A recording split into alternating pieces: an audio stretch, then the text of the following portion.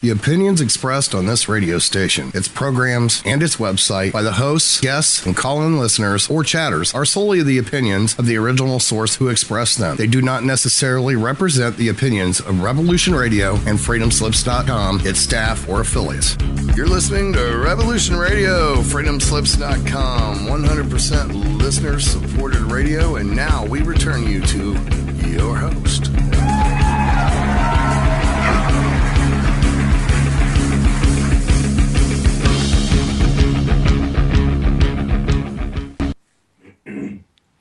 Good evening. This is Christine Joanna Hart on the Queen of Hearts show, coming at you from London in the UK on a cold, rainy winter's night. We've got an exciting show lined up, so I hope you're all sitting comfortably. I believe it's afternoon over there in America, so I hope you're all got a cup of tea, some biscuits. I've got a fascinating author as a guest today, and I've got a fascinating co-host as well. I've got journalist Paul Stevenson joining me to co-host a show with a remarkable guest who was introduced to me by my co-host Paul Stevenson when I was asking different questions about the Bible and questions about God and the lesser gods. And he was like, well, you should listen to Mike Heiser and read Mike Heiser. So that was about 6 months ago, and I've been listening to Michael Heiser's brilliant lectures on YouTube,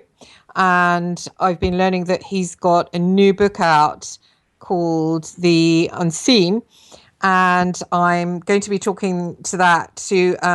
Michael Heiser tonight about his new book. So I'm really honored to have him as a guest. Michael, are you there? I am here.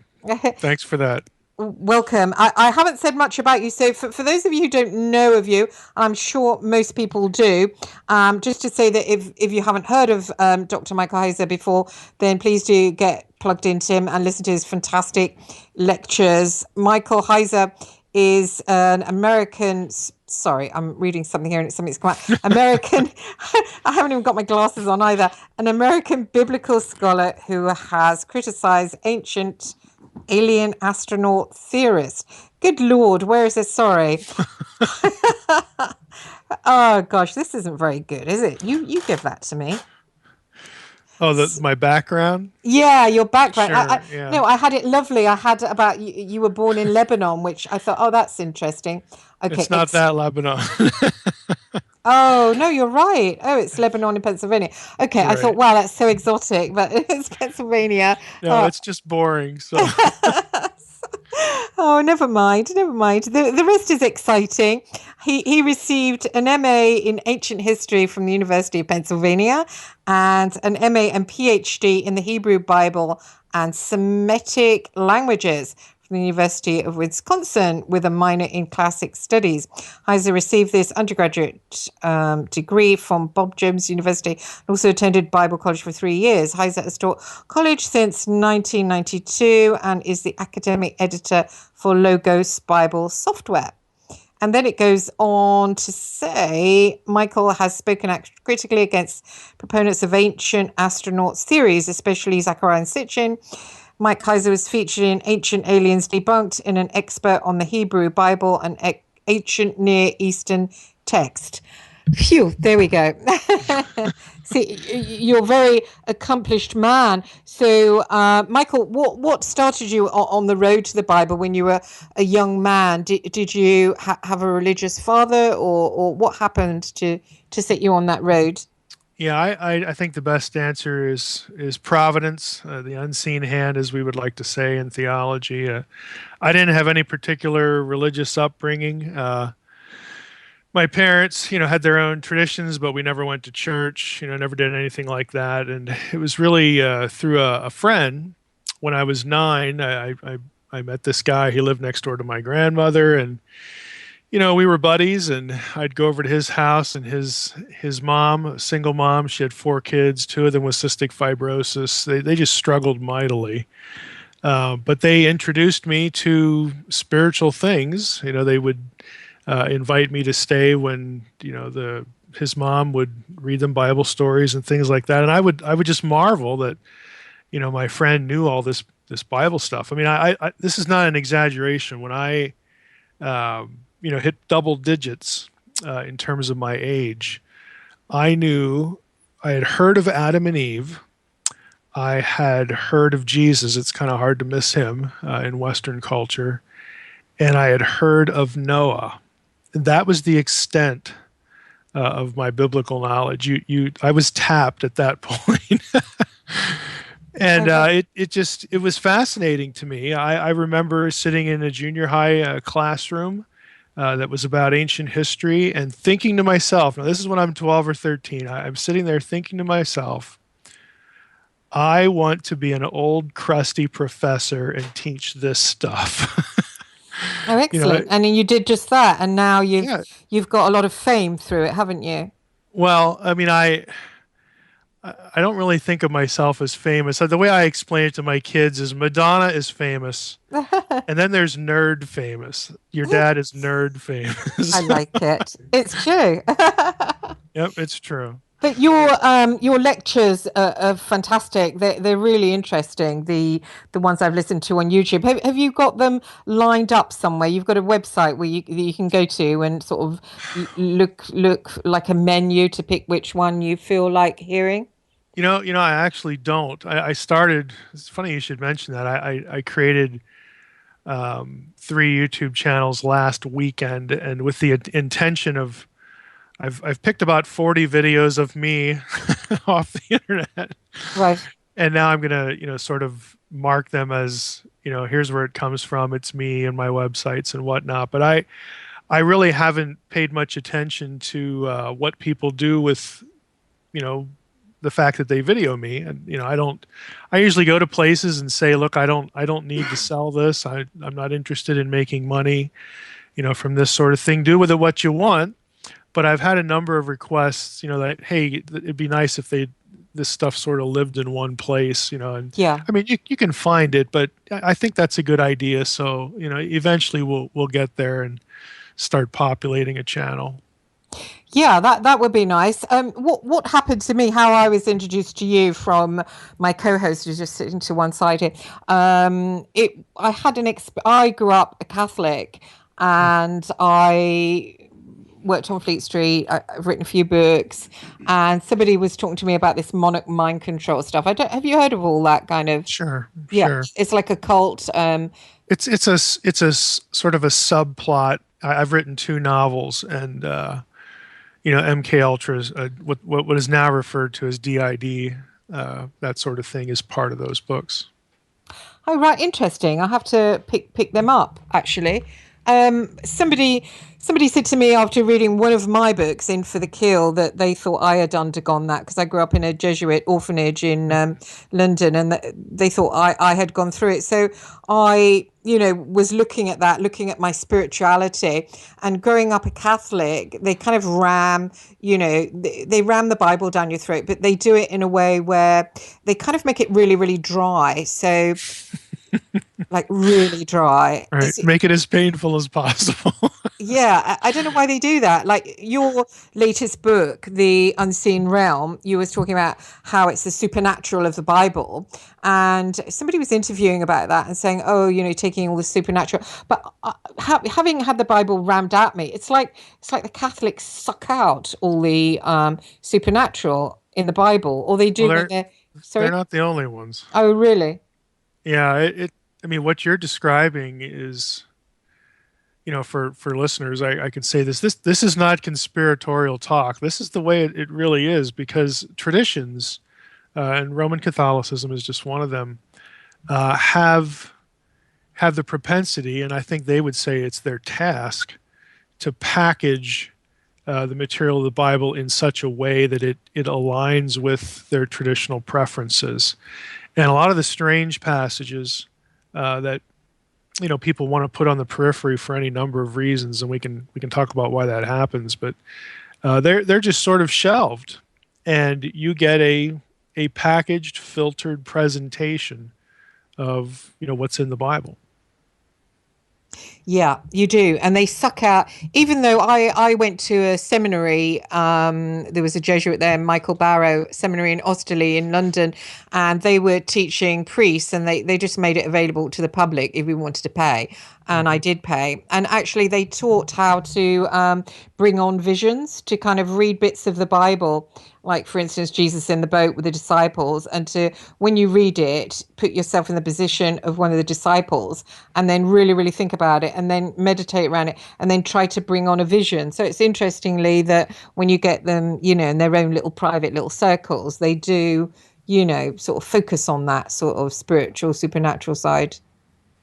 Yeah, they. The Jesuits, as you pointed out, are known as the teaching order, and the messy part of that is, it can just, anyone Jesuit can be all over the place. I mean, you put them all in a room and sort of let them talk, and nobody's going to sound the same. So, I'm not real surprised by that. On one hand, they seem to be either given more latitude or they assume more latitude than your typical church kind of training in biblical stuff. But I'll be honest with you, I think across the board that the Bible is presented in packaged, filtered ways, and part of that is accidental or passive or unconscious, and part of it is deliberate. The Unseen Realm book, when we when I was talking with the publisher about doing this, I warned them, that,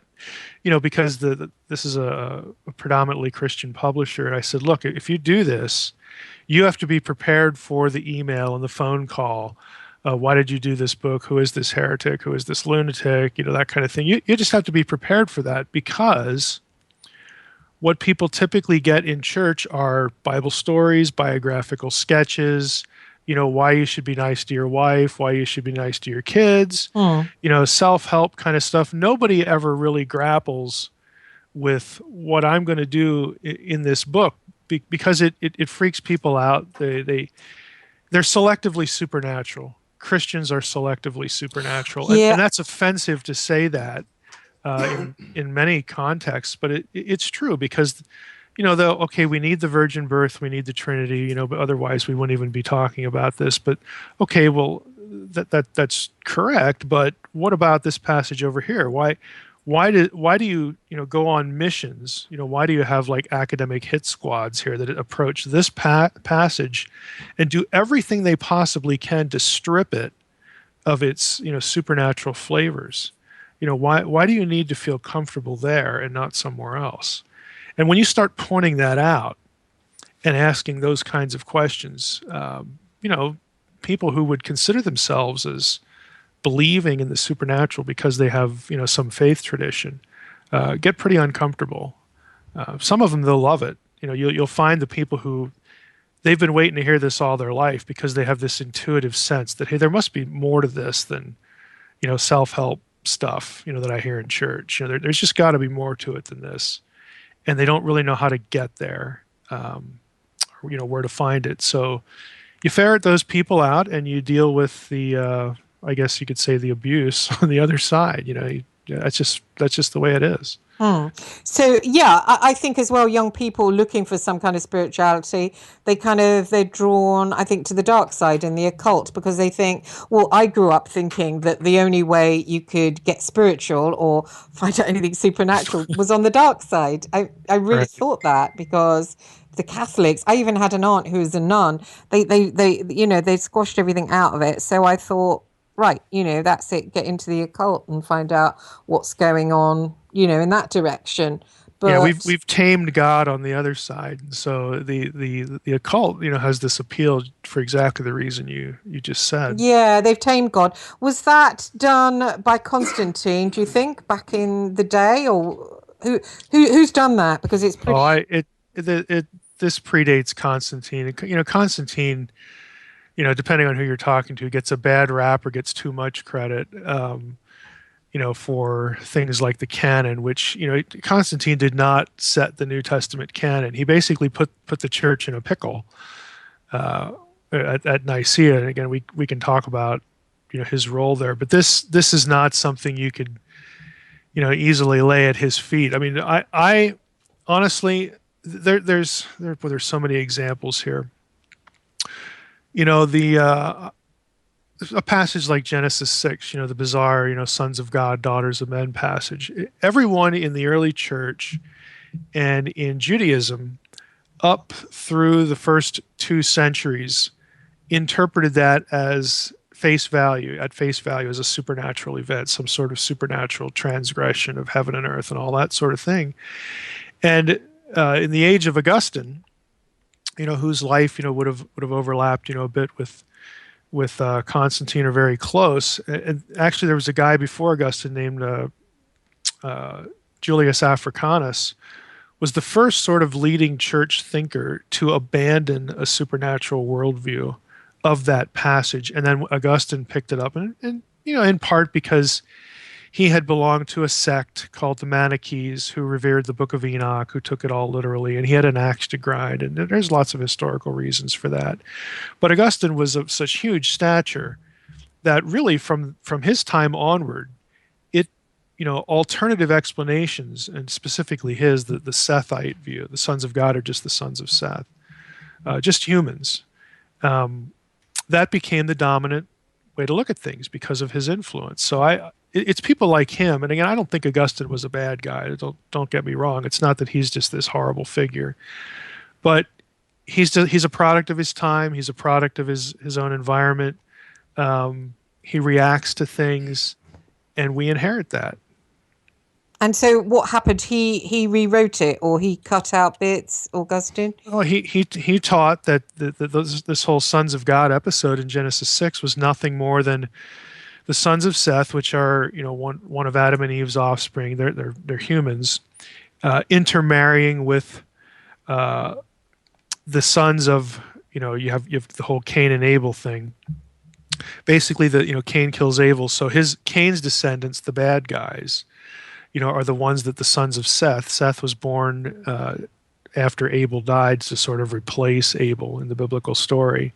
So they're the white hats. So the sons of God, quote, the sons of Seth, are intermarrying with the vestiges of Cain's line, and that's a bad thing. And so that's what Augustine taught, that's why God, and that's why the Bible looked negatively at what was happening here, that the white hats were intermarrying with the black hats. Well, again, that strips the passage completely of not only its supernatural worldview elements in that setting, in the actual passage, but Genesis 6 bleeds into lots of other passages, and so those other passages become difficult to interpret, or they get misinterpreted because the thing that feeds into them has been misinterpreted. It has a ripple effect, but it felt safer, it felt less weird, and so that became the dominant view of that passage. And there's lots of examples like that. Psalm 82 is another big one. And how tampered with is the Bible? Is it fiddled with?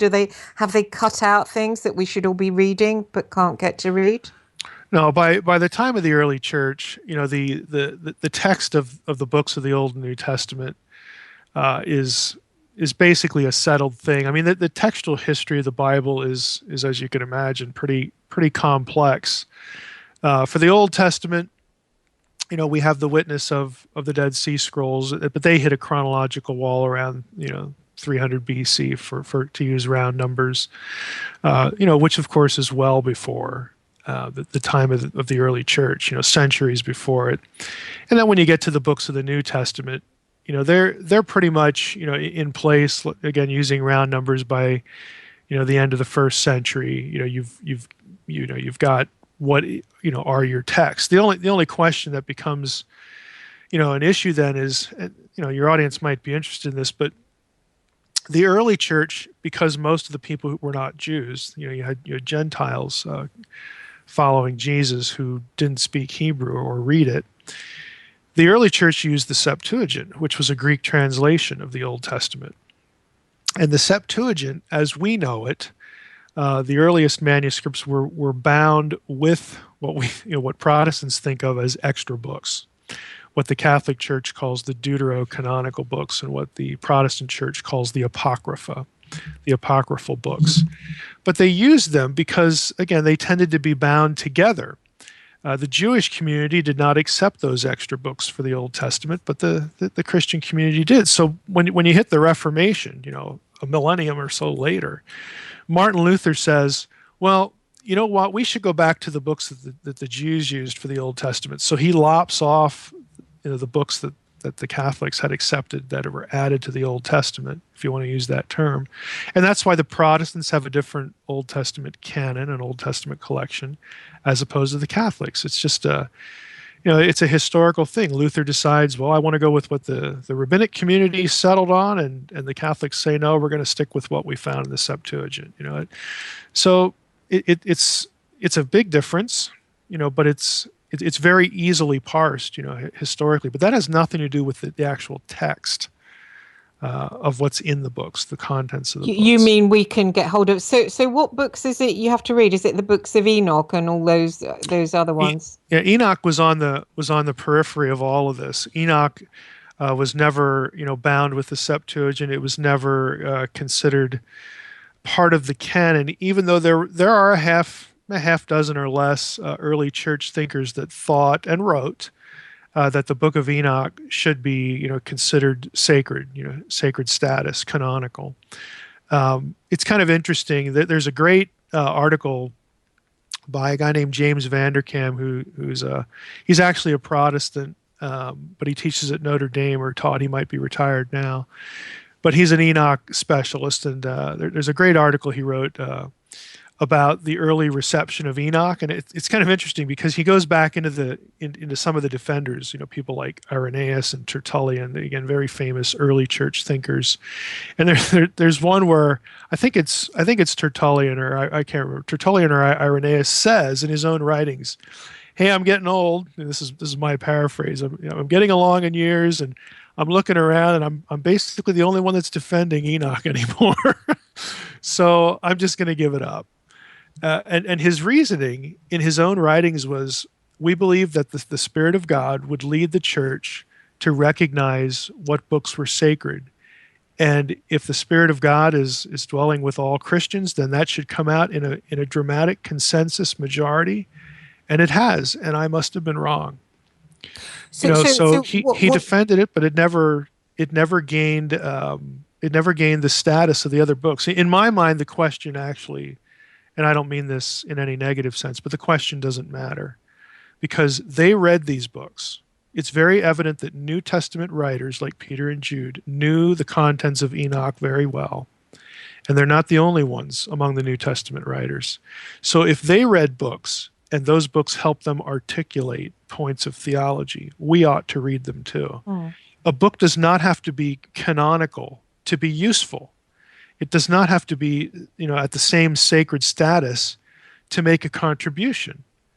But we just grow up in church with this mentality. Oh, if it's not in the Bible, I shouldn't read that. There must be something wrong with it. Must be something all. Look, that isn't the case even with the people who wrote the books you will read. They read it. They were informed by it. It was an important part of their intellectual worldview. So you should read it too, because it'll actually help you understand why it is they're saying certain things in the books that you will read.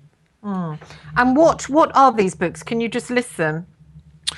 Oh, the Apocrypha has things like 1st and 2nd Maccabees, and the book of Tobit, the book of Judith, Wisdom of Ben Sira, that sort of thing. Enoch, of course, since it was outside the Apocrypha, Enoch gets grouped with what are called pseudepigrapha, which Protestants say, well, that means false writings, so they must be evil. No, what pseudepigrapha really is, they are books whose authors, whoever they were, attributed those books to a famous figure, in that case, Enoch. Okay, that doesn't mean that the contents reviewed as false. It just means that the authorship attribution was somebody either famous or maybe a central figure in the book. But Enoch, is beyond the periphery of this. But if we're going to talk about pseudepigraphy, you have Enoch, you have the Book of Jubilees as another one, the Testaments of the 12 Patriarchs. There are dozens and dozens of these things that have been collected, and scholarly translations from all the manuscript evidence have been produced. I think probably the best set for this would be James Charlesworth's Old Testament Pseudepigrapha. It's 2 volumes. You can get pretty much, all the major pseudepigrapha books in that. And then any like an old King James or an old RSV or new RSV will actually have the books of the Apocrypha included in them. If people want to read those in English, they can. They're not hard to find. And you can find all this stuff on the web too. Oh, excellent. Okay, brilliant. And I also want to talk to you about gods, because I, obviously being brought up as a Catholic, was told, there's one God. I had a kind of a spiritual, it was like the followers of the Norse religion. I interviewed one of them on my show. They described what I had as like a calling. I had this kind of vision of this giant, in a kind of a lucid dream, this kind of giant, and I felt kind of a feeling of like a really strong love feeling, like daughter to father. And I was very, very small up against his face, and he was like a giant, and he was like exerting himself. And I turned round, and there was this serpent that had its tail coiled round the earth, and he was fighting this serpent stroke dragon, and it was breathing fire. And since then, I've just had this really strong, it's like a yearning thing for that whole Norse kind of thing, especially around Odin. And I thought, well, that's odd. Is it a kind of a fake? Is it a fake god? And I felt bad because I'd been taught, thou shalt not worship a false god. But then somebody told me, about your books, etc., and to listen to one of your lectures. I think it was one on the lesser gods. I think you've got a lecture on the lesser gods. So then I started reading about the Greek gods, which I was always taught as well that, the Greeks and, they're not real gods. I mean, are the Greek gods and is Odin, are they what you mean by the lesser gods or not? Well, I mean, every culture has what we could broadly call divine plurality, including the Israelite and the Christian world. The Judeo-Christian Bible has, includes a very animate, very populated spiritual world. So that is very, sort of cross-cultural, cross-textual kind of thing. What people call those beings, it varies by culture. Odin actually has some sort of meaning, and Baal or Baal has some sort of meaning. The names that people use to describe these things vary quite widely, and the way that spiritual beings are conceived of varies quite widely. So on the one hand, broadly speaking, you could say, well, they're kind of sort of talking about the same thing, but when it comes down to specifics, you can also say, well, they're really not talking about the same thing because of the way these entities are conceived and talked about, and the way they fit into the mythic history or the epic stories of whatever culture you're talking about. When it comes to the Hebrew Bible, the reason for this confusion is really the disconnect between the way we think as Westerners, broadly Westerners and specifically Jews or Christians.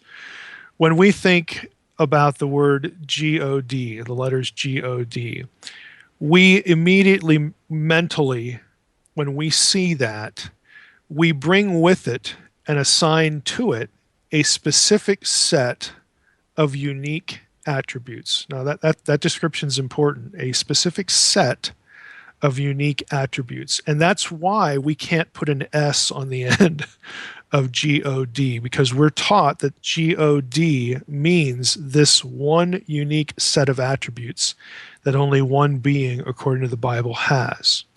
Well, the problem is that is not the way biblical writers, especially in the Old Testament, used their word for God, which is Elohim. They did not, when they saw the word Elohim or wrote the Elohim, they did not think of a specific, unique set of attributes. And the best place to go for this is Psalm 82. Psalm 82, verse 1, I'll read from the ESV, English Standard Version, says, God has taken his place in the divine council. In the midst of the gods, he holds judgment. Now, what's significant about that is the first word, God, is the Hebrew word Elohim. It's used thousands of times. Okay, and even the casual Sunday school student probably knows that Elohim is the word for God or something like that. And that's true, but guess what? In the second half of the verse where it says, in the midst of the gods, he holds judgment, that word is also Elohim. So you have Elohim occur 2 times in the same verse. The first time it has to be singular because of the grammar. In Hebrew, it's Elohim nitzav ba'adat el. Elohim, God, nitzav is a singular participle. So the grammar tells you, hey, you need to translate Elohim singularly here for grammatical agreement. Okay, so God has taken his place, singular pronoun, in the divine council. We got that. But then you have in the midst of. You can't have in the midst of one. So in the midst of the gods, you have to translate that plural. So when you point this out to people, it freaks them out because you're saying, oh, wait a minute. The Hebrew Bible has God. We know who that is. We know who that character is. Sort of holding court or passing judgment on a bunch of other gods. He has a meeting here in Psalm 82. You read the rest of it, and he's railing against the other gods. And he gets down to verse 6 and he said, I said, you're gods, sons of the Most High, all of you, but you're going to die like men, because of what the bad things you've done here in verses 2 through 5. And it freaks people out because it's like, well, that's a pantheon. Well, it kind of depends what you're talking about. If you think, and a lot of misinformed people who dislike Christianity or dislike the Bible will say, oh, this is just like, the Norse situation. It's just like, the Greek God. No, it's not. Because you have to understand how a biblical writer conceived of this picture. Elohim does not refer to plural gods of the same character, of the same nature. There's one of them that's different from the others.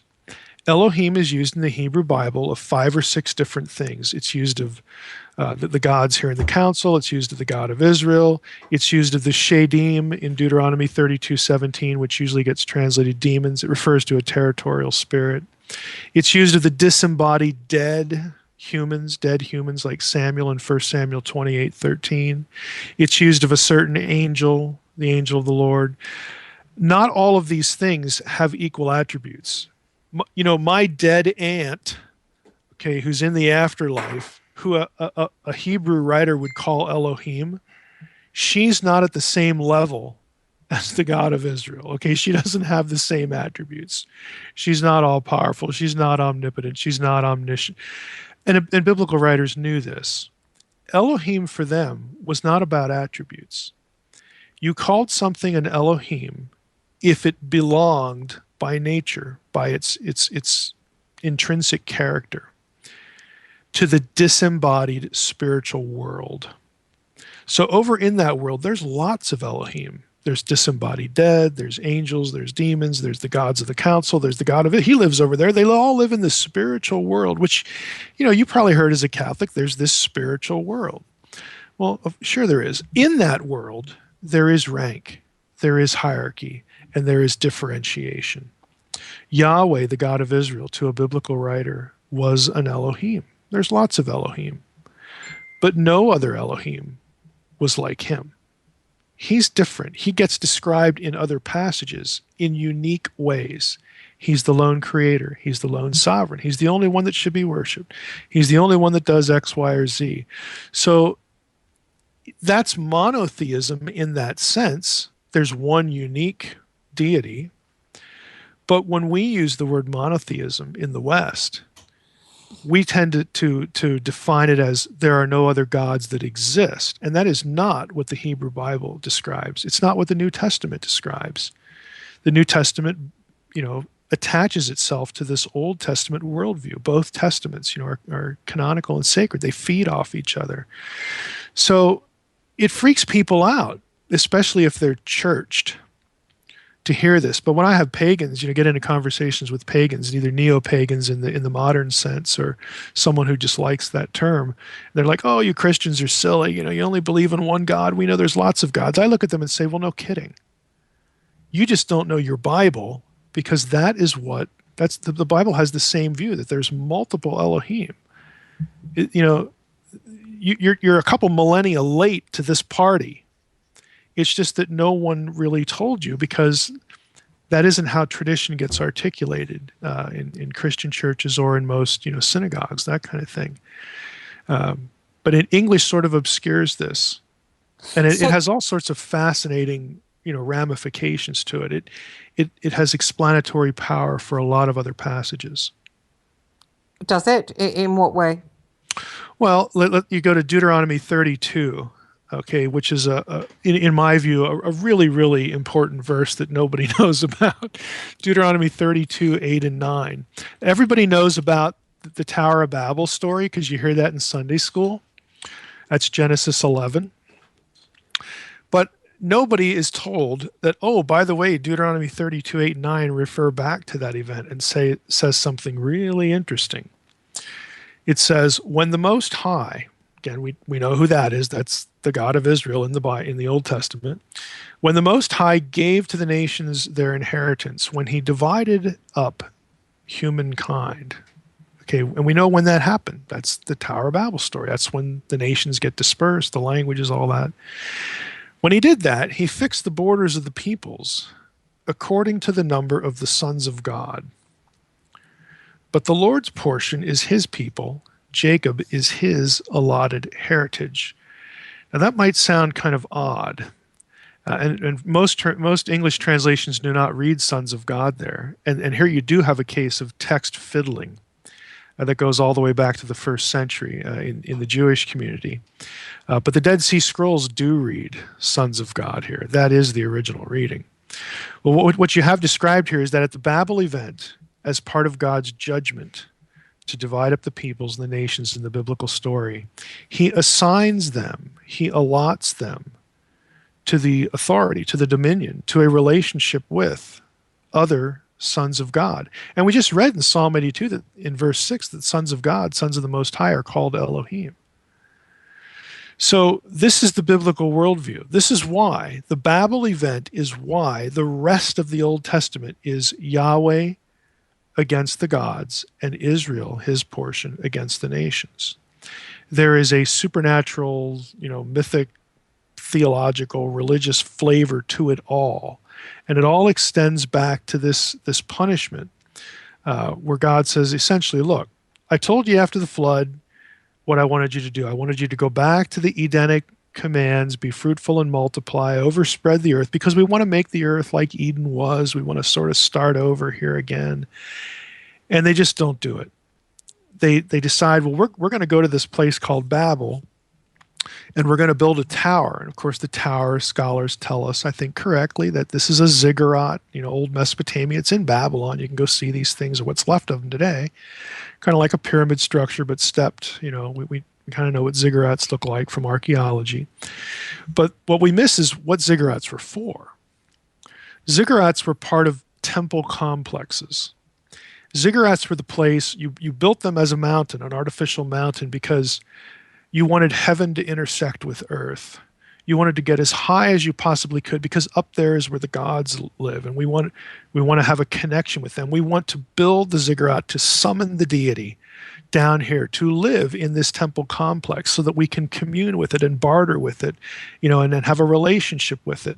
And the biblical stories, God's like, hey, this isn't what I asked you to do. I'm not at your beck and call. You don't summon me. I don't listen to you. I will show up where and when I want to, and I will tell you how to communicate with me, and I will tell you, what the rules for the engagement are. What I told you to do was scatter. So you don't want to do that?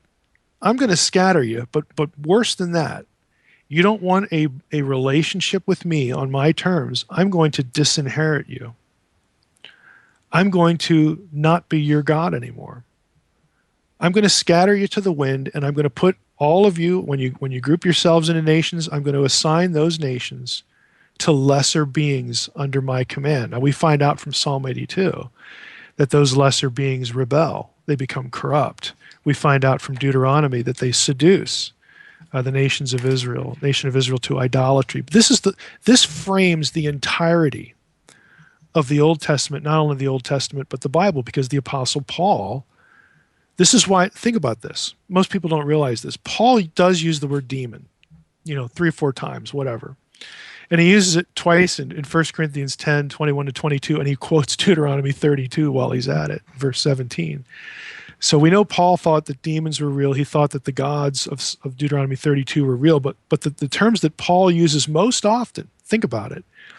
Here's the list: principalities, powers, dominions, thrones, rulers, and authorities. What do they all have in common? They are all geographical rulership dominion terms, every one of them. Paul inherits this worldview about the world being under dominion of hostile forces of darkness who are gods in competition with and in hostile relationship to the God of Israel and his people, which in the biblical story, and turns out to include this thing we call the church. But this is a supernatural worldview that is entirely missed in the way biblical content is taught. Again, there are various reasons for that. It freaks people out. What are the reasons? The church fathers didn't teach this. Well, why? Well, the church, Augustine couldn't read Hebrew. I only know of 2 church fathers. There might be more but I've only found 2 that could even read Hebrew in the Old Testament. They get their theology mediated through Latin, through the Vulgate.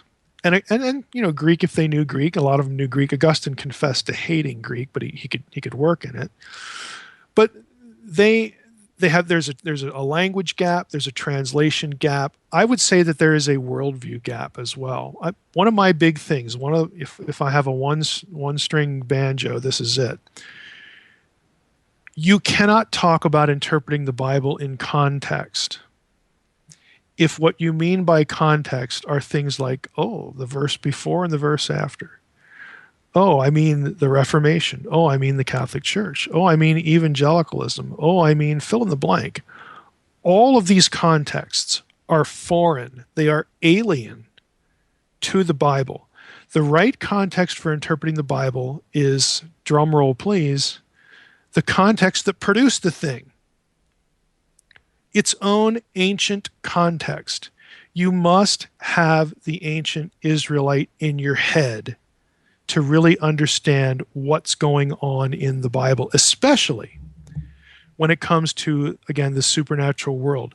The early church fathers don't have that. The early church fathers are 1,000 years removed from the writing of the Old Testament, much less the language problem. The early church is centuries removed from the Old Testament. There's an immediate disconnect. And so what we have to do, what our responsibility is, and what I try to do in the unseen realm, because I'm not saying everybody has to become a biblical scholar and learn all the language. That's just not going to happen. What I'm trying to do in the book is I'm trying to put the Israelite in your head. I'm trying to put the first century Jew in your head. Because when you can start to read passages the way they would have understood them, the way the writer would have meant for them to be read, because he's writing at a particular place and time and occasion, with a particular worldview, a particular cognitive frame of reference, as the scholars would like to say it. When you can do that, the weird stuff in the Bible will not only begin to make sense, but you will see how it connects and how it bleeds into some of the quote-unquote more normal passages. How these things are a web of ideas. They are a network of ideas. But if you start stripping it out, you're guessing and you're playing it safe, and that's just basically what happens. We've lost the context. I'm a little bit confused now about how many gods. Is Yahweh a lesser god? If you look at Deuteronomy 32, the phrase "Most High" is used elsewhere in the Old Testament for Yahweh. If you back up 2 verses, 6 and 7, it talks about the God who created Israel, which of course is Yahweh. Earlier in Genesis, Yahweh is viewed as the Most High in an Orthodox biblical writer's head. He is the Most High. There are other Elohim who work for him. They can be obedient or not. There are 2 passages in Job, for instance, that talk about Yahweh not trusting his holy ones. Job 15:8, Job 4:18. and for good reason, because he created them to, like himself. This goes back to why is there plural language in Genesis 1? Let us create humankind in our image. And then, of course, it switches back to the singular. So God created them in his image. But why do you get this plural language? It's because God's original family was other divine beings. He is the only one credited with creating the other gods, the other Elohim. He creates them like himself. What does that mean? It means he creates them to represent his will and his wishes. He gives them abilities like intelligence, to do what they're supposed to do where he wants it done. When he creates humanity, the plural there links human beings to them, because now we are the representatives of God on this place, this thing called earth. And we are like him. We are also like them because we both represent him. We both have certain faculties at our disposal. Again, the most obvious one is reasoning and intelligence and free will and things like this. This is why the plural language occurs. God has a family and essentially a bureaucracy. In the spiritual world, he has a family and a bureaucracy in the physical world. What Eden is a place where heaven met earth. God is living there, present with his terrestrial creations, also with the members of his entourage, his heavenly entourage. And Eden is about having heaven meet earth. The two families function as one. They work for God as one. They all get along. They all do what God wants them to do, and everybody's happy. Everybody has contingent immortality and all this stuff. And again, these big theological concepts. But guess what? If free will wasn't a part of that, we could not image God, because God is not a robot. Free will has to be a genuine attribute of them, the other Elohim, and of us. And so there's tension. There's the threat of rebellion. And this is why Yahweh does not trust his holy ones, because he knows better. Okay, he knows that these things can happen. It's not that he's surprised or he doesn't anticipate or he can't deal with it. It's just that this is how I made you. I wanted you to be like me. And you can't be like me if you can't think, if you can't make decisions, if you can't love, if you can't, voluntarily do these things, because you wouldn't be like me anymore. So where is the adventures of these gods? Is it in the Greek things of Zeus? Is that I'd like to read about what these lesser gods have been up to. And where can you read about that? Well, like the Greek, the Greek mythologies and stories and epics and whatnot, they are the Greek conception. And, to be honest with you, a good bit of it is borrowed from the ancient Near East. There are a number of scholarly works specifically on that topic, how the classical world inherited the ancient Near Eastern world, including the Bible, but, Egyptian material, Akkadian material, Babylonian material, all that stuff. But what we think of as the Greek gods and goddesses that is the Greek conception of what the spirit world does and what the spirit world did, and how the spirit world interacts with our world. So it's just a reflection of how Greeks thought that all that worked. And is it nonsense? Well, I would say that there are certain, that's sort of a yes and a no question, because the Greeks were famous or infamous for taking the gods and sort of making them either too human or overly human, so that they almost become petty. The Hebrew version of that is a little bit different, but yet they have genuine interaction.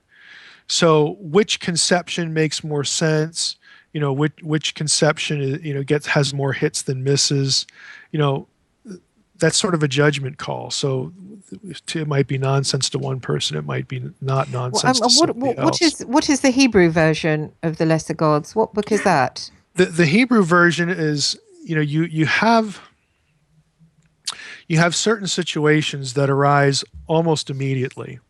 What drives the biblical worldview and, frankly, biblical theology are three events, not just one. See, what you were taught in Catholicism and what somebody else would be taught in Protestantism is that the reason why the world is the way it is It's, we have entropy, we've got evil, we've got corruption, we've got all this bad stuff, and good Satan. versus evil. Satan. Satan, we've all this stuff. The reason that it is what it is, we're taught traditionally, is because of what happens in the Garden of Eden, the fall.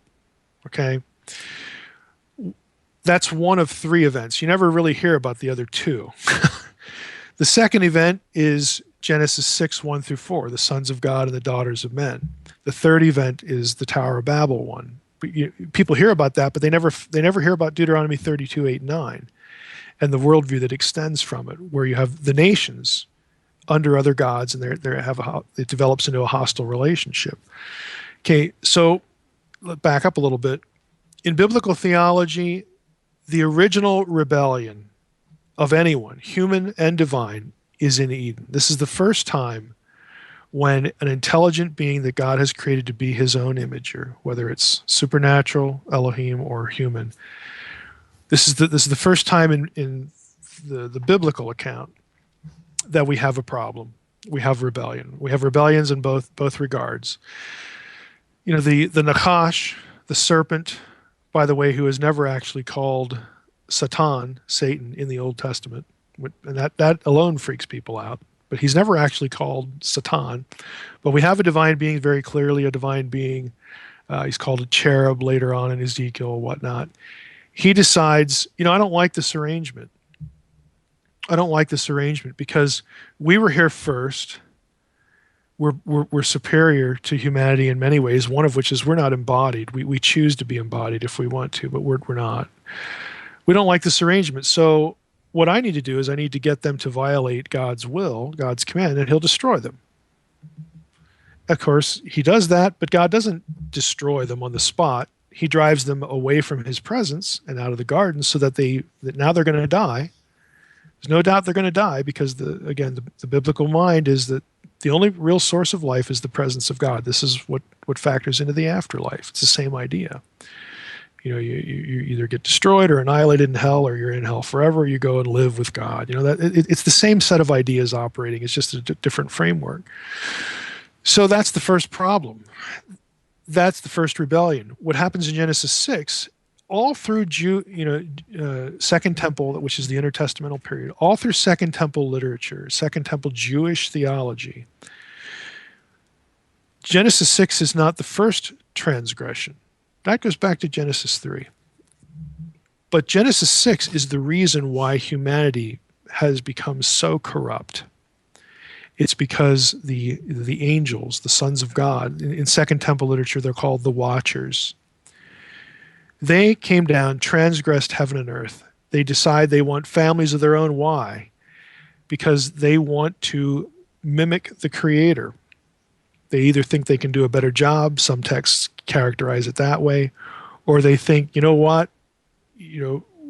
just want power on our own. We want our own peoples. We want to do our own thing.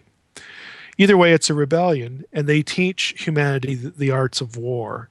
They teach, humanity metal. They get blamed for all the bad stuff, all the occult stuff, all the warfare stuff, all the wanton, lust stuff. I mean, they just get blamed for everything. But you never hear about that in Christian theology. Christian theology turns a blind eye to the whole, the whole Old Testament, whole Second Temple Jewish tradition. And then you never get to, the Babel event, which is God, you have the flood. That sort of is a reset. Same thing happens. We have another rebellion among humans, there after the flood at Babel. God says, I'm through with this. I'm fed up with it. I'm going to disinherit you all. I'm going to put you under the authority of other gods. You don't want me as your God? Fine, we'll give you what you want. We'll see how that works. But in the meantime, I'm going to turn around in verse 9, and I'm going to have Jacob as my inheritance, Israel as my allotment. And people are like, at Babel, what's that? And God says, well, just watch. Because right after Babel, he goes to a guy named Abraham in Ur of the Chaldeans and says, it's time to start over. He creates a new people. We're just going to break. Can you stay with us? Just Sure. 3-minute break. Thanks, Mike. You're listening to Revolution Radio, freedomslips.com, 100% listener-supported radio, and now we return you to your host.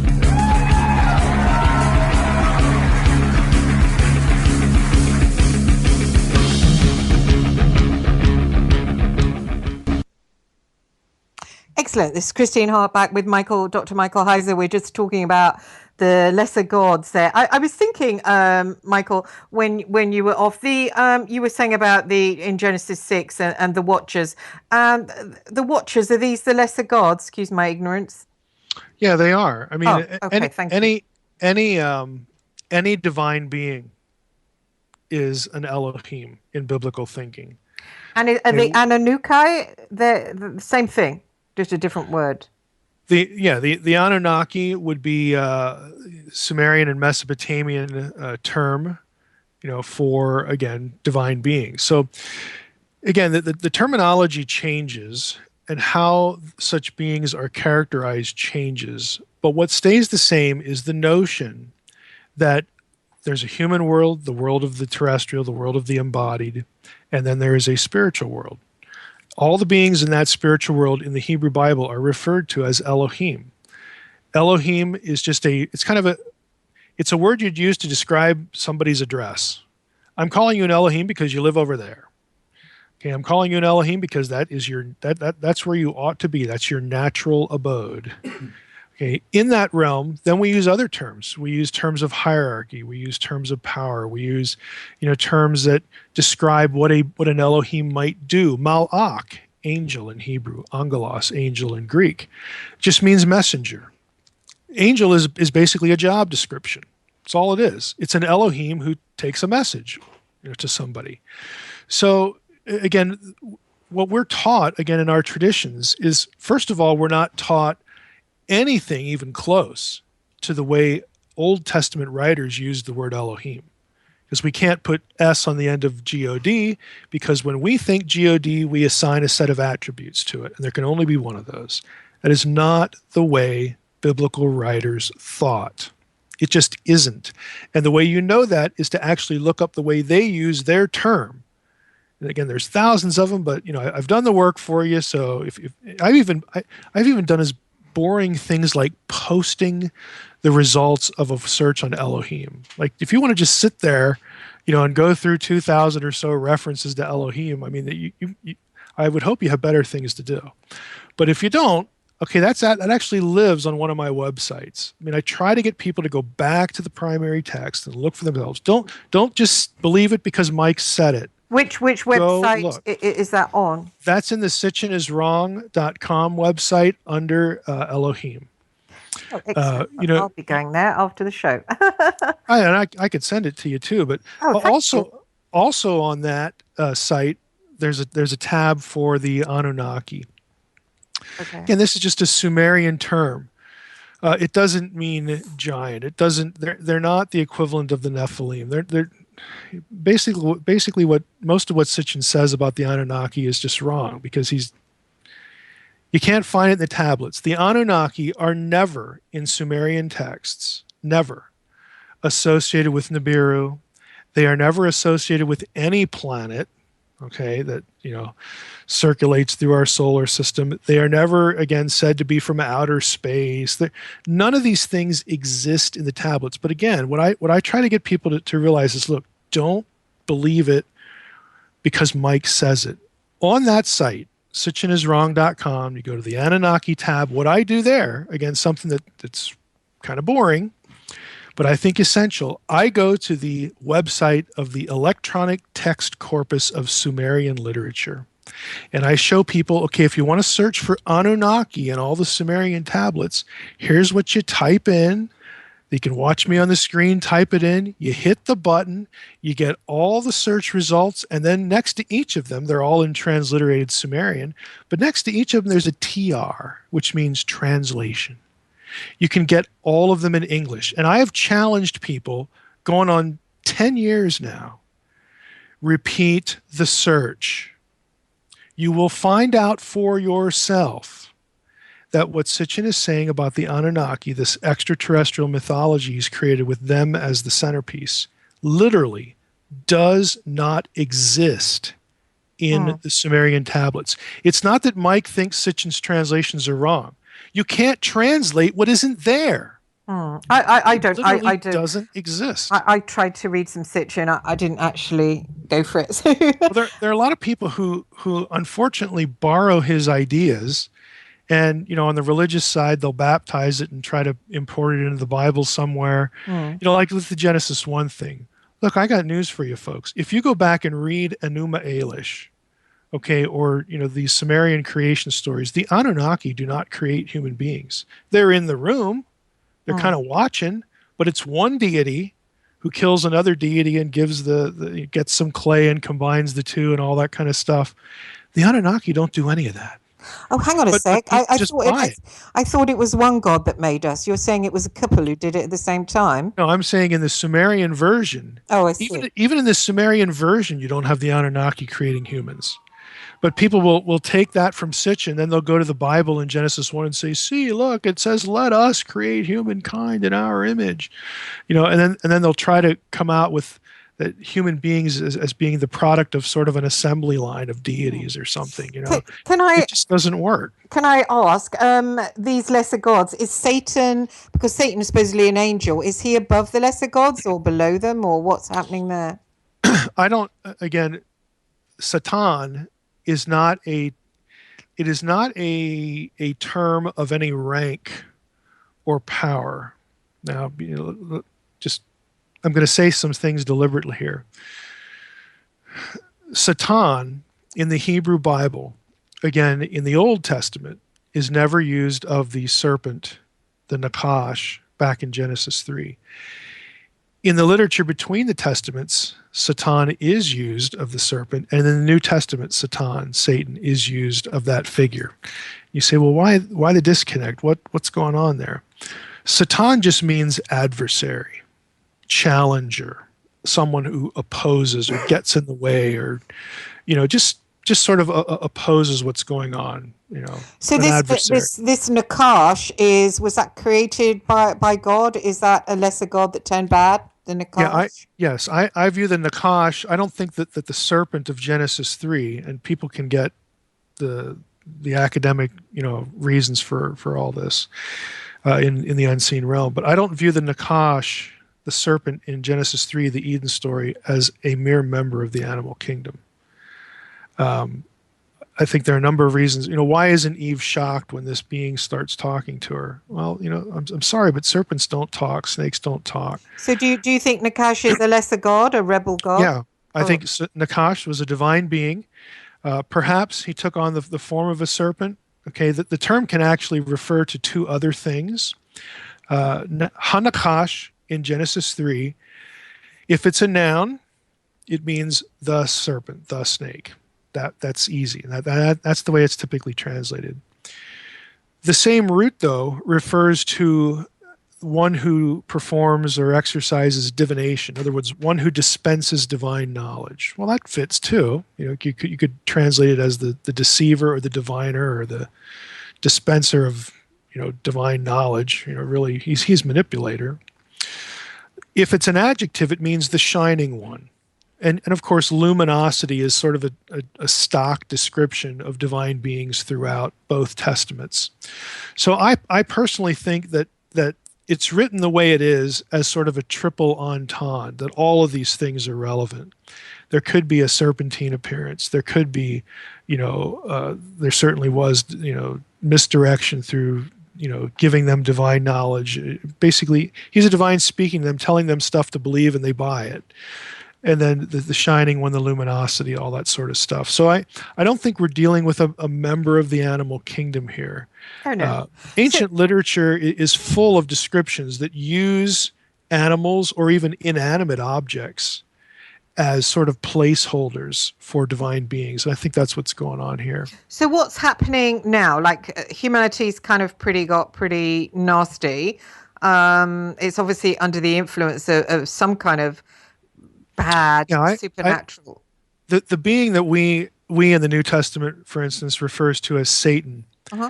I think he gets primacy of place among other rebellious Elohim, other rebellious, gods, because he was the first. I don't believe that he is any more powerful than others. He is called the ruler, the Prince of Darkness, Prince of the Power of the Air, and all that kind of stuff. But I think that those titles are given to him because he he has street cred. Okay, he's the first one. He is also in the Old Testament, in the Bible, the Lord of the dead. And what that means is, because of what happens in Eden, and humanity is expelled from the garden, every human being beyond Adam and Eve they're cursed with death. So in other words, he owns them. He owns their soul, so to speak. He owns the people that God wants in his own family. And so because of that, I think he gets primacy of place. And when you get to the New Testament, there are conversations, not only the conversation Jesus has with Satan, like in Matthew 4, but there are places Jesus goes and things he says when he's there at those places that matter, because those places have a history in the Old Testament. There is theological baggage associated with those places that, again, if we're not reading the Old Testament on supernatural terms, we entirely miss. I'll give you two instances. Again, these are very familiar stories to people who are churched. Jesus goes, this is 2 weeks before he's dead. Jesus goes to a place called Caesarea Maritima, or Caesarea Philippi, excuse me, which is way up north in the land of Israel. And this is the place in Matthew 16 where he has his conversation with Peter. Thou art Peter, and upon this rock I will build my church, and all that kind of stuff. And he references the gates of hell. Well, the Catholics say, well, the rock is Peter. Peter's the first pope, so you should be Catholic. The Protestants say, no, we can't say that or else we'd sound too Catholic. So we're going to say that the rock is the church itself, all believers. That gets us out from under Catholicism. I don't think either of them are right. I think the rock is the place where they're standing, because what is that place? That place is in a region called Bashan, which in the Old Testament, Bashan was an old Semitic term for serpent. The gates of hell were places in the region of Bashan, not only in biblical literature, but outside biblical literature, in the literature of a civilization called Ugarit, an ancient Canaanite city. There are two places are actually named in the Old Testament in this region, Ashtaroth and Edrei, that show up in this other literature. And in that other literature, these places were referred to as gateways to the underworld. Okay, right at Caesarea, there was a cult to Baal at a place called Dan, the town of Dan. Baal, that's where Baal was worshipped. Guess what? Baal is Lord of the dead in Canaanite literature, Canaanite religion. What Jesus is saying when he walks into this place is he says, who do men say that I am? And Peter says, you're the Christ, you're the anointed one, you're the Messiah, the Son of God. And he says, you're correct, Peter. And you didn't learn this by yourself. The Spirit, informed you of this. And I want to tell you something. You're Peter, but upon this rock, this place we're standing, I will build my church. This is where it begins. And the gates of hell will not be able to withstand it. In other words, it's not that the church has to cower in the corner and be fearful of Satan and the power of death and darkness. No, it's reversed. The gates of hell are the ones that are going to get caved in. Jesus is saying, I am going to take this place through my church. I am going to make Satan's home his tomb. I am going to turn the tables on him, and he's baiting them. A few days later, the Gospels say, they journey a few days up into the mountain. Well, what mountain? There's only one mountain in the region. It's Mount Hermon. Hermon is the place in Second Temple Jewish literature that the Watchers descended back at Genesis 6 and said, okay, here's what we're going to do. Here's what we're going to do to get in Yahweh's way to restore Eden. We're going to, go into their women and raise up our own populations and our own warriors and all this kind of stuff. We're going to corrupt humanity. Jesus goes to this place. And you know what happens there 3 days after the Thou art Peter upon this rock passage? Why do they go 3 days into the mountain? Guess what happens there? The transfiguration. It's the first and only time where they get to see Jesus as he was before the incarnation. They see his glory. He goes to that place to do that thing. And what's the messaging? The disciples may not get it, but the powers, the spiritual powers, the other gods, they understand it completely. Jesus is saying, I'm here. Do something about it. He baits them. And guess what else the Gospels say right after that? It says, from this point forward, Jesus began to teach his disciples that he needed to go to Jerusalem to die. And that's when Peter gets freaked out. Wait a minute, die? What's this? I mean, no, may it never be. And Jesus says, get behind me, Satan. In other words, you're an adversary now. If you oppose this, you become an adversary. And what did he? I need to die. What did he get out of dying then? What did he get out dying of that? Dying is the linchpin for not all of New Testament theology, but for the entirety of biblical theology, salvation, because the crucifixion and the resurrection is the key to undoing the curse of death and bringing salvation to all who believe. It's John 3:16. For God so loved the world that whoever believes in him should not perish but have everlasting life. This is why the Son has come into the world. So he has to die for it to work, which raises a really interesting question. Well, isn't Satan and aren't the demons smart enough to figure this out? Didn't they know this? Why would they kill him? And Paul actually asked that question in 1 Corinthians 2. He says, had the rulers of this world known, what was going to happen, they never would have crucified the Lord of glory. See, this is another thing you're not taught. Satan and the demons did not know the plan. They knew who Jesus was when he showed up. You get that in the Gospels all the time. He runs into a demon-possessed man. The demon starts freaking out and says, Son of the Most High, don't harm me. They knew who he was, and they're smart enough to think, okay, Son of the Most High's here. God wouldn't have sent his son unless he I'm sure he wants to kickstart that kingdom of God thing and Eden and go back to Eden, and we know that that's what the ultimate plan is, the ultimate goal is, but they don't realize what the linchpin event is. I don't really get the linchpin event about why dying. The linchpin event is both a payment for the sins of the world. Again, that's John 3:16, for God so loved the world, he gave his only begotten son. All that language. The Son of Man must give his life a ransom for many, Luke 19:10.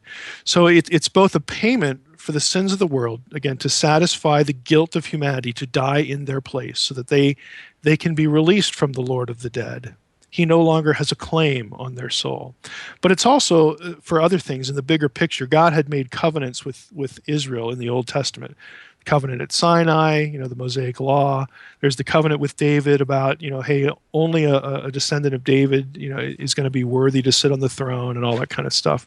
All of the covenants God gives with people fail because people are people.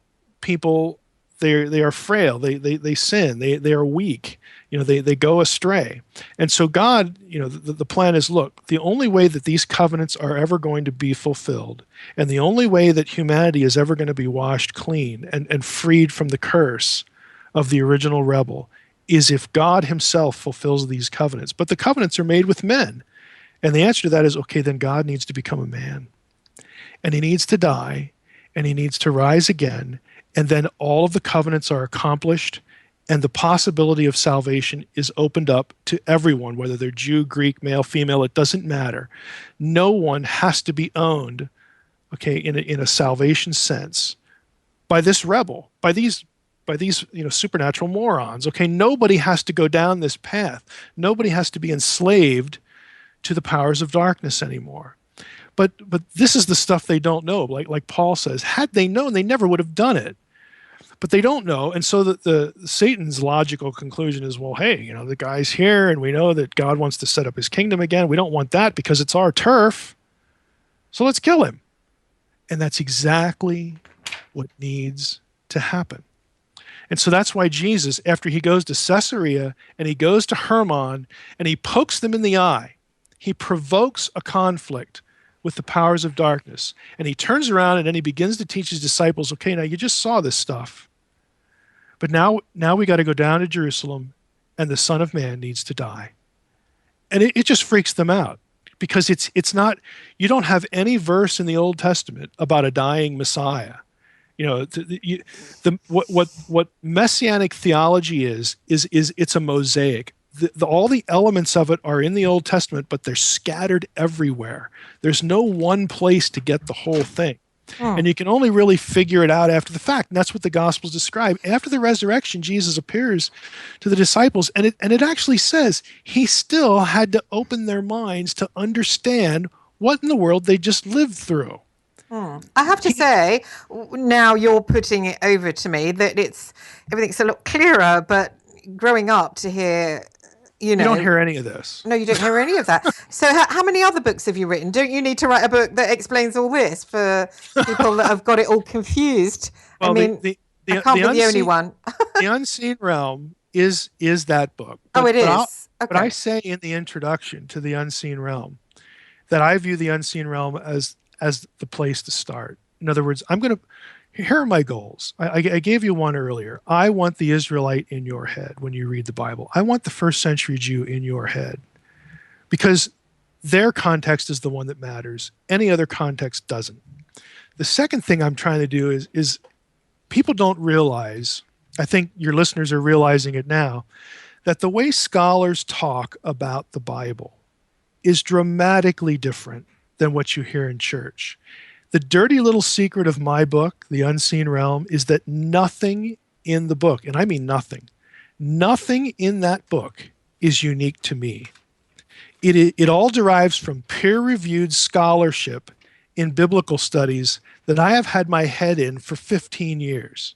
And so what I do in the footnotes, I have a companion website where I even go beyond the discussion in the book, and I give more sources. I have a bibliography that it was a project I had to crowdsource, and I did it, and it finished a few weeks ago. And anyone who contributed to it got access to my bibliography for anything covered in the Unseen Realm. It's over 5,000 entries. Okay, excellent. I want to copy now. What I'm trying to do is I'm trying to take high-end scholarship and make it digestible for the person outside the guild. Well, exactly. The person on the street, because we're the ones that need it. We need it to live by, and we've been fed this nonsense, especially the Catholic Church, and we don't know what's going on. And, I think if we don't know what's going on, then we reject spiritualism. If anybody that is interested turns to the occult or New Age or crystals or crap nonsense shit like that, or they kind of dive into commercialism. Commercialism. I have a lot of friends who are big in Hollywood. All they care about is their next movie, their next award. So then they forget spiritualism because it's all too confusing and it's not very spiritual. And hey, I don't want it. So I'm going to pass you over to Paul, who's waving frantically at me because of the time. I've really enjoyed talking to you, and I just can't wait to. I've been making notes, and thank you. You've enlightened me, and thank you very much. Well, anytime you want to chat here or elsewhere, just send me an email. Oh, excellent. And I'll have you back again. That's fantastic. Yeah. Thank you. I'm sure my listeners will be going, yes, have him back. I want to talk about this and that. So, yes, I'd like you to be a regular guest. Thanks very much, Michael. I'm going to pass you over to Paul now. So, and I'll say thank you because he'll have the last half an hour. Here you go. Got it? Hey, Mike. Hi. Hi. Well, it seems a bit of a light's gone on in Christine's head there. I'm definitely feeling a bit inadequate now. I think you've done in about 15 minutes there what I've been trying to do for the last 18 months and failing miserably. Well, and it's just the tip of the iceberg. It's just a shame.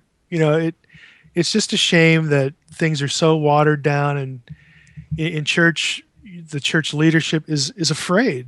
They're afraid to just get into this stuff. I don't know any other way to put it. Yeah, it is my experience as well. I mean, I remember after I'd listened to you for a while, I remember thinking, how come no one's told me? And, obviously I was converted quite late. I was 38. I had my conversion born again experience, which was quite mind blowing at 38. But in a way, yeah, well, it was really. I was kind of lucky because I didn't have a lot of the traditions.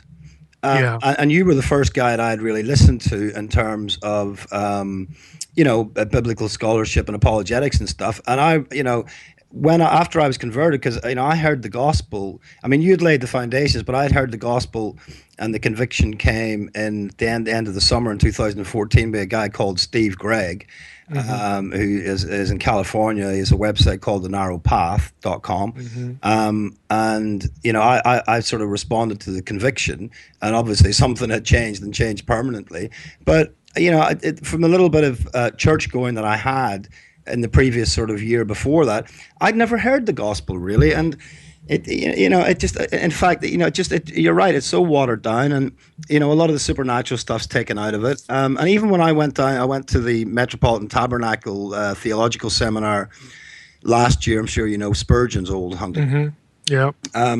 Some of the stuff that I said, there was a real serious look of paranoia that there's a fifth column heretic in their midst almost. I mean, I'm not joking. I mean, I've got one of my best friends now is a guy called Scott, and he honestly told me later on. He said, "I thought that you were working for the enemy." Just because of some of the the ideas and some of the ideas and things that I expressed were seen almost as a heresy because they were in conflict essentially with their traditions. Yep.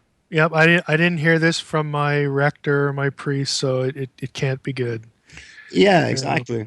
But it's a real thrill for me to speak to you because it's no understatement that you actually almost single-handedly laid the foundations for my own conversion.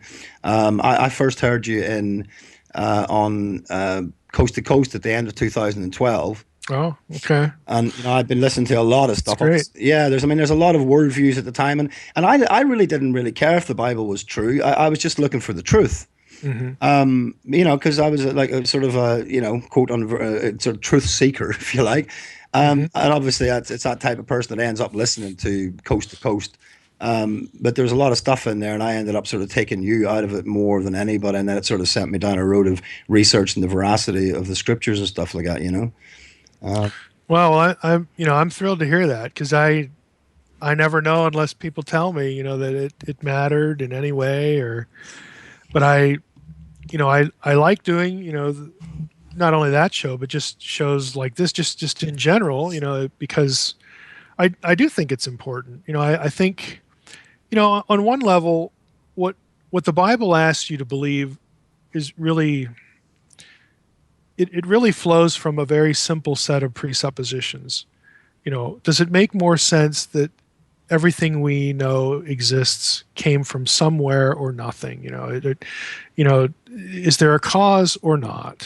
Which one makes more sense? And you start, somewhere along the line, if you're looking for that, the thought hits you that, hey, lots of really, really, really smart people, not only in the past, but today, in all sorts of fields, have said, yes, it does make more sense that all of this was caused externally. Then you begin to talk about God. Does it make more sense if there's a God as opposed to not? And when you have the theism, then it's like, okay, can God actually do anything?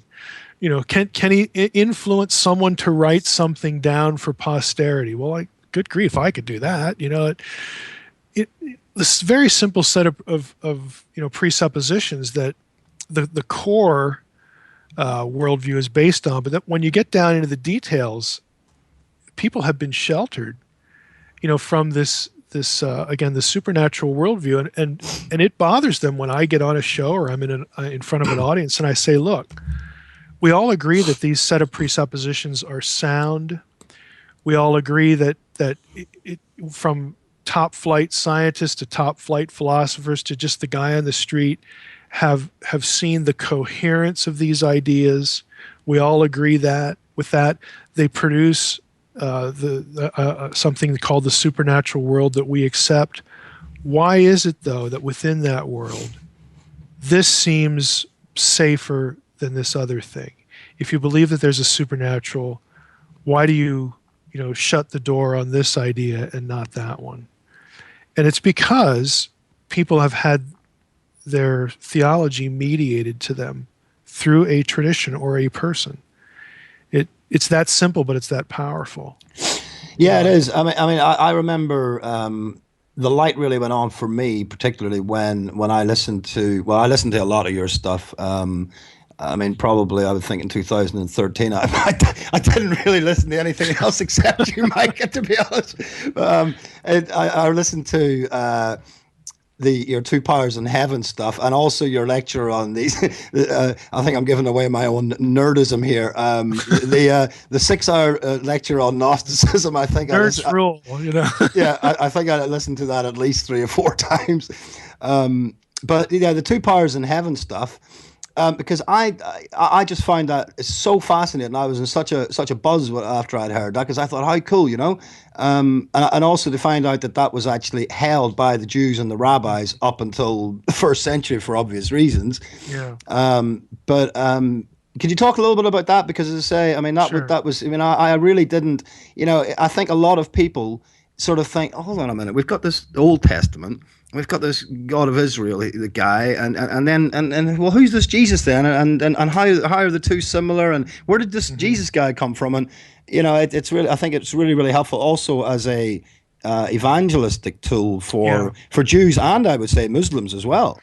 Yeah, because you hear it from Jews that we can't accept the idea that Jesus is God in the flesh and still be monotheists, you know, still be loyal to the Shema, you know, the Lord our God is one, and then you hear it from people like, you know, Bart Ehrman that, oh, this is the idea of God incarnate, the deity of Jesus, you know, evolved centuries after the early church, and neither of those things is coherent, and the Jews at one time prior to the New Testament in Jewish theology embraced the idea of two powers in heaven, and we don't mean good and evil. We're not talking Zoroastrianism here, or you know, any other dualistic system like that. It's two good guys, and they get this because there are certain passages in the Old Testament that have two Yahweh figures in them, and then elsewhere those same two figures are distinguished. So you can have them sort of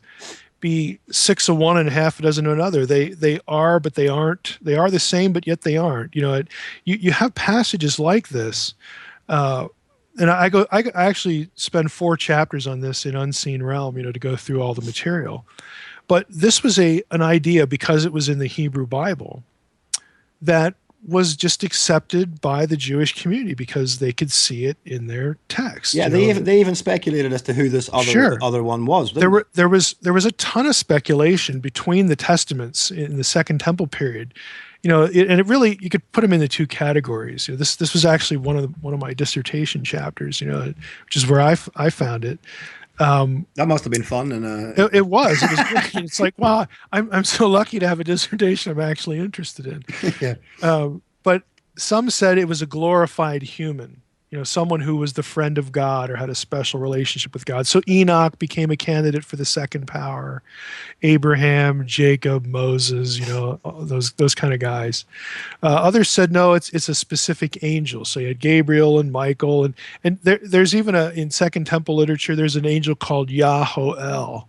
So you have the divine name Yah actually attributed to an angel who sort of is God, but yet he isn't, because he is in the same scenes as God. You know, it mimics what you see in the Old Testament. So they speculate a lot, and of course the Christians come along and say, "Hey, we have a different answer for this." You know, the second power, this figure in the Old Testament became incarnate. You know, in the Old Testament, he was just embodied, but he became incarnate. He was born of a woman. This person Jesus, who, oh, by the way, you guys, yeah, there's good news and bad news, guys. Yeah, there's good news and bad news. But and there's good news to follow the bad news. The good news is that he still loves you. Yeah, lucky you. Is waiting to forgive you and embrace you. But if we go back to the Old Testament, some instances of this. One of my favorites is Exodus 23, verses 20 through 23. Where it says, you know, God comes to Moses. This is right after he's gotten the law at Sinai, and they're going to journey to the promised land. This is something you never see in the movie either. No, you don't know. Any of the movies, you know, God comes to Moses and says, now I'm going to send an angel before you. And you need to obey this angel because he won't pardon your transgressions, which, of course, we get to the New Testament. That's something only God's supposed to do. Yeah, it's a different type of angel. Right. And the reason that he's described that way, God says, because my name is in him. Okay, and that takes us into something in the Old Testament called the name theology. Even today, like if in my case when I was in graduate school, all the professors I had were Jewish except for one. And one of the Jewish guys didn't care if we said Yahweh out loud in class, but the other one did. And he said, you don't pronounce the name. You either say Adonai when you hit it in the text, which means Lord, or you say Hashem, the name. And that thinking comes from the Old Testament because there are passages where the name is cast as a person. The name is cast as Yahweh, as the God of Israel. And so when God tells Moses, look, I'm going to send this angel with you, and he's going to lead you to the land, and my name is in him. In other words, I'm in him. My presence is in him. Who I am, my essence is in this angel. So you have Yahweh in two locations, in two different entities, but there's the angel is Yahweh, but yet he's not because he's obeying Yahweh. It's the same kind of thinking that when you get to the Christian era, that this is how the early church talked about Jesus. It's how the New Testament talks about Jesus. Yeah, as you said in one of your lectures, you said, well, if you're reading it, well, which one is God then? And the answer is yes. The answer is yes. But you have a relationship between the two, but yet the two are the same. They're the same, but yet they're different. And this is. And that language gets applied to the Holy Spirit in both testaments, and that's really where we get a Trinity from. Yeah, of course. Yeah. This idea, but people are just not exposed to that at all. Not even if they're churched, because again, I hate to say it, what people experience in church now, and I'm not saying that having relationships in church is a bad thing. I'm not down on that. I'm just saying if what you're learning in church is be nice to your wife, be nice to your kids, and now we're going to tell you the same Bible stories you heard as kids, but now we're going to have adult illustrations, you are just not getting biblical content. No, I mean, it is sad, because I have met, after my conversion, when I did start to meet some, Christians, some genuine converts, and even with those guys, some of them have been around a long time, and they just, I don't mean in a pejorative sense towards them, but they just didn't seem to sort of know their Bibles very well. And I ended up thinking, what have these guys been doing over the last 10, 15, 20 years? I mean, I don't know, maybe we're all different and we have different desires. Well, in my case, I can only relate my own story here. Before I really ran into all this stuff, the kind of stuff that I articulate in the unseen realm, I had taught Bible college for 5 years. I had one master's degree. I had an undergraduate degree. One of my majors was in biblical studies. I had a considerable amount of Bible under my belt before I had that watershed event, when someone forced me to read Psalm 82:1 in Hebrew, And I look back on it, and it's like, how in the world could I have missed this stuff? And really the answer is that what I was taking in terms of biblical studies, I was still filtering that through a framework, through a tradition that I had been taught. And I had to reach the point, and I knew it would hurt. I knew it would cause pain. Yeah, it does. To myself and others, that I have to value the text more than anyone else's tradition, including my own. Yeah. And the text is what inspired, the tradition is not. And when push comes to shove, I have to be loyal to what the text can sustain or not, because I can't really call myself my theology biblical unless I do that. But it ruffled a lot of feathers. I did lose friendships over it. Yeah, I have as well. I'll get to that point in a minute, but I joined, and they were for the most part very godly men and families and stuff, but they were Reformed. It was a Reformed church, 5-point Calvinist largely, and different nuances of that. I would certainly be more in the Arminian camp. So I think I was the only Arminian at the Metropolitan Tabernacle seminar last year. I did tell one woman who was mightily friendly and warm for the first 10 minutes until I dropped in that I was more in the Arminian camp.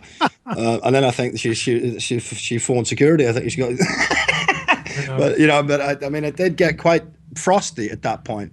But it's not it's not that, Calvinism as a system. I mean, it's not that the system or the people are evil or opponents, of the gospel. It's just that they find security in having sort of all the questions answered. They find security in having everything buttoned down within the system. That I like the box. I'm going to play in the box. I'm going to live in the box. Absolutely. And I'm fine. I know who Jesus is, and I'm going to be loyal to him, and that's great. And I understand that. But there are things in Scripture that are just outside your box. And do you care about Scripture more than your box? It's really what it comes down to. Well, I mean, the traditions are, as Jesus himself pointed out, they are a rival to God's word. But you're right. I mean, I've seen it with people, especially when they've been a bit older. I've backed off from trying to make my point, because I can see that they've held the belief for 40, 50 years, and it causes them to be uncomfortable. Mm-hmm. And I just think, well, they've held this belief for so long. I mean, Psalm 82 is one example. Mm-hmm. I also suggested, with the bit of research that I did do, and this really went down like a lead balloon, and you were talking about Augustine earlier. I think from what I heard, you mentioned that Augustine was responsible, or partly anyway, for the reassessing of Genesis 6. Mm-hmm. From what I understand from the research I've done, I think Augustine's background in Greek philosophy was also a huge contributor, at least, to the Calvinist view of God's sovereignty.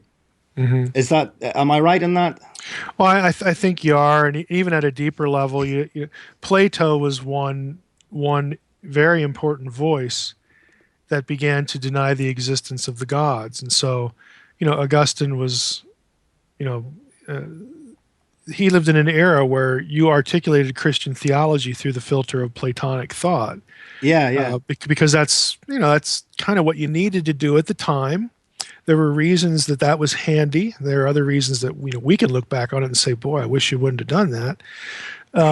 But it sort of is, was what it was, and it's very easy when you buy into that to go to Psalm 82 and say, "Oh, well, they must just be people. It must just be another way of talking about people here."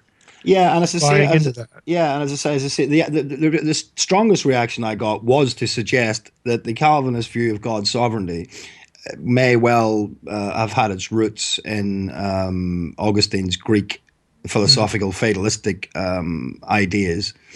But as I say, that really didn't go down well. So, the Romans 5:12 thing wouldn't go down either. They're just, and Augustine's context and what he said had a big role to play in why Romans 5:12 gets articulated the way it does. Yeah, I have to say, from what I have read of Augustine, I'm really not a fan, and I think that the reason because I came to the Bible late, it's given me a certain amount of freedom to be able to stand back without having this reverence for these characters down through history. I'm sure he had a wonderful mind, but I've just found Augustine particularly to sort of find myself disagreeing with a lot of his stuff.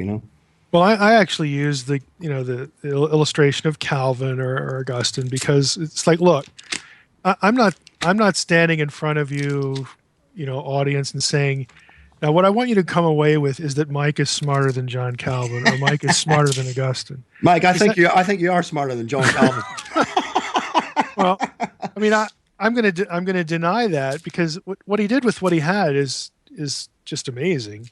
But what I will tell you is that Mike has access to lots of things that John Calvin and Augustine didn't. Of course, yeah. Because we didn't have these ancient texts deciphered. We didn't have the Dead Sea Scrolls. We didn't have 10 other things that helps us, again, get the Israelite in our head, helps us understand why the biblical writer, what the biblical writer wanted his own readers, to get out of what he was writing, because he shared their world and they shared his world. We don't have that anymore. And there was no way that Augustine or Calvin could really frame certain things in certain passages correctly, because they were just disconnected, and they couldn't go back through the literature of these other peoples in this that Israel shared this world with, and know where certain terms come from, know why they're being used in certain contexts. He had no way of doing that. So it's not a question of intelligence. It's a question of having access to things that God, through his providence, if you want to be Calvinistic, let's talk about providence, but God, through his providence, has now restored a lot of this ability. If we want to work, we can do it. A lot of this ability to go back and think like the writer thought and read as the readers read. And that should be important because it's God's choice. It's not my choice.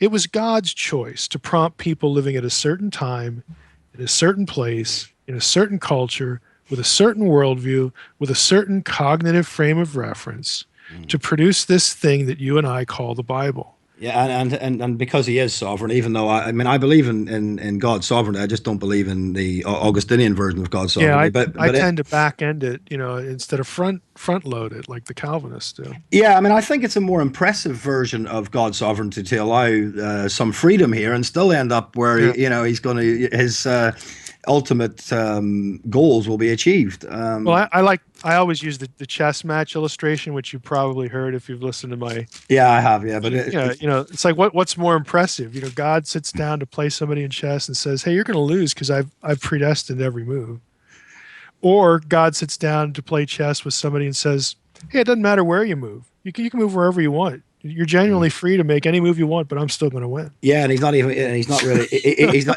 even concentrating. Right. I don't even have to interfere in any way. I'm just that good. Yeah, exactly. Of course, it's a much more impressive way of exercising sovereignty. But back to the two powers in heaven thing, because I think that's really, really powerful.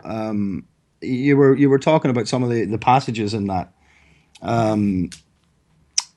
Do you want to elaborate on that a little bit, Mike? Well, you have the name theology, which is a really significant point from Exodus 23 and other passages.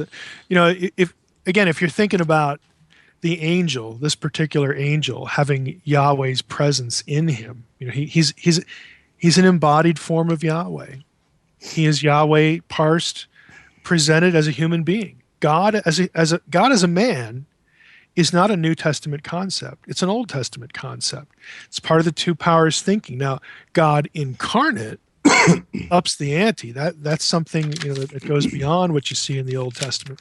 But if you're thinking that in that mode, then there's all sorts of passages that are really striking. Where Yahweh shows up again as a man, and it becomes something that you see in a number of places. And this is where the two powers idea grew from. My favorite is a very obscure verse in Genesis 48, where Jacob, at the end of his life, is blessing Joseph's children. And, we think, well, what a boring passage. I'm just going to fly through this one. And we know about the hands crossing because we hear that in Sunday school. But if you actually read what he says, when he gets down to blessing Joseph's children, he says, well, let me just, I don't want to misquote it. Let me just look quick here in Genesis 48, and I'll use the ESV here again. What chapter, what verse is it in? This is Genesis 48, 15 and 16.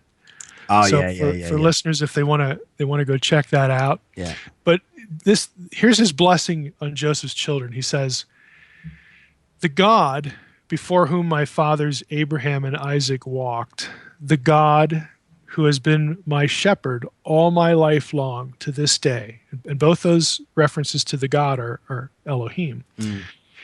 And then he adds a third stanza, "The angel who has redeemed me from all evil." And then here's the kicker. He says, "May the God, and the angel bless the boys." And the word bless in Hebrew is not plural. It's singular. So may he, well, which he, God or the angel? And the answer is yes. It fuses. Yeah. It's amazing because I pointed this stuff out, as I say, to some other Christians, and they really hadn't. This was new to them as well, by the way. But I suppose when you actually do read it, it's kind of hard to miss, isn't it? Really, it is hard to miss. The angel is set at the same level as the God of Israel. When I get the last time I was visited by a Jehovah's Witness, I went to this passage Well, because they're very firm about, well, God is not an angel. God is not the God of Israel is not an angel. Jesus is just an angel. That's why Jesus is created and there's no Trinity and all that stuff. Really? Yeah. Are you sure? Because then you take them to this passage, and I'm telling you, it's the only time in your life that you'll see a Jehovah's Witness just dumbfounded. Yeah, I mean, because they go by a script, and this is not on the script. No, it's not. I mean, is it safe to assume that Islam, from what I know about it, it began as a sort of a rejection to some of the false idols and the statues that the Catholics have started to get into, and I mean that God has no son, and so Jesus is then reduced to a prophet. I mean, this would surely be a very powerful evangelist tool to Muslims as well. I think it could, and in part because the Quran borrows so heavily from both the Old and the New Testament. Yeah, sure. So, if you can, and the other curious thing is Allah refers to himself in the plural all the time in the Quran. We did this and we did that. And Islamics, what was that? Oh, that's rather ironic then, isn't it? Yeah, it is. I mean, Islamic scholars are going to say this is the plural of majesty and all this sort of stuff. But what they're not telling you is that in Semitic grammar, the plural of majesty only is a phenomenon only known to be in operation with nouns. Once you put it on a verb, like we did this, we did that, that is not the plural of majesty in Semitic grammar. And Arabic is a Semitic language, but that's getting a little bit peripheral. I mean, but if you can go back and read some of these Old Testament episodes and show how they lay the groundwork in terms of the two Yahwehs of the Old Testament, and then how that material is repurposed, certainly in the New Testament, but you're bound to find strands of it in the Quran. I think it can have, an apologetic purpose. And, the Islam itself, it's kind of an odd, mixture in some regards, because the Quran will affirm like the supernatural birth of Isaac. It'll affirm that Isaac was the chosen son, but then it'll put emphasis on Ishmael because of the way history worked out. I know. And all that stuff, but it'll still affirm some of these ideas. In the Quran, so that you sort of get a mixture. And if you read it closely again from a two powers perspective, I think you can backdoor some of this thinking that you'll find between the Old and New Testament. Present, lurking, behind some of the things in the Quran. Yeah, I mean, it really helped me. I mean, to connect up the Old Testament with the New Testament and Jesus, because otherwise you can come to it and think, I mean, hold on a minute here. There seems to be some serious shifts going on here from the Old Testament to the New Testament. But it was my girlfriend asked me a while ago. She said, well, really, I mean, how do you know, how do you know you've got it right? And how can you say that Christianity is true any more than the Muslims think Islam's true? And it's a good question, because there's a lot of Muslims and there's a lot of Christians, and they because they make different claims. Ultimately, they're mutually exclusive, so they can't both be true with the nature of truth. So. Right, and that's really where you have to go. You have to assess the truth claims. What is each asking you to believe? And I think that the thing that fundamentally separates biblical Christianity, not churchy Christianity, even though there's not necessarily a dichotomy, but when I get into this, you'll understand what I'm talking about here. The thing that really separates the presentation of salvation in the New Testament, biblical theology, from everything else is that it is the only truth claim asserted that has God fixing a problem God only can fix. In other words, if we're going to accept this idea that humanity is less than a perfect God, or perfect gods, are, and that humanity has some deficiency to make up to become divine or to become forgiven or whatever it is, redeemed. Redeemed. If you put the onus of that on humanity, who out of the gate is fallen and fragile and just unable to become what God is, then everything else, that asking humans to do that makes no sense at all. Unable to save themselves. How does any works-based system, how does any merit-based system, even if it's just partial merit, how does any merit system make any sense to fix the human spiritual condition? The answer is it doesn't. No. And only the New Testament presents God as looking at that situation, understanding the impossibility of it, and saying, I need to fix this problem myself. And to do that, I need to become a man. I need to fulfill these covenants. I need to die in their place. And I'm the only one that can fix it. And I love them enough that I'm going to fix it for them. I'm not going to say, give them an impossible standard and say, well, be good enough, and then I'll think about it. When you get on the other side, we'll sort of weigh this against that. If it's true, that God is holy and people are not, there's only one person who can fix this, and that's God. Yeah, and that's what. And Christianity is the only one that offers that. So in my mind, it's the only coherent solution to salvation. I can hear the music, but listen, it was an absolute pleasure speaking to you. I'm thankful that you had me on. Yeah, and I hope we can do it again. As I say, kind of come full circle. Heard you on the radio and ended up interviewing you 3 years later. God's providence, eh? Yep, there you go. Okay, Mike. God bless. God bless.